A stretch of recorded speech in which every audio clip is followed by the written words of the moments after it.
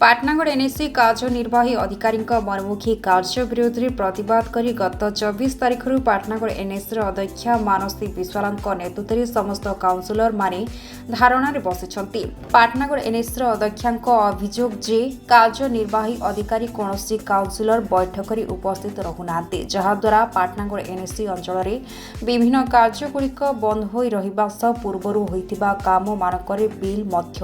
होई पारुनाही बोली अध्यक्ष अभियोग करछन्ते। काउंसिलर मानक दाबी पूरण न हेबा पर्यंत धारणा जारी रहिबो बोली अध्यक्ष प्रकाश करछन्ते। पाटनागढ़ पाटना समाचार हमर देखुन गत 24/6 रु आमे माने council meeting Dawki थिलु जेंथिरे you present नहीं है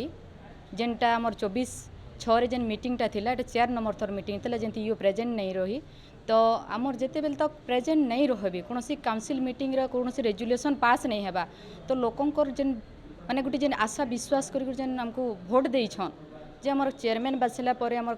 काउंसिलर बाछला परे हमर किछि काम हमर पाटनागढ़ उन्नति हेबा बोली करी से काम पूरा सब ठप हे करी रहि जुचे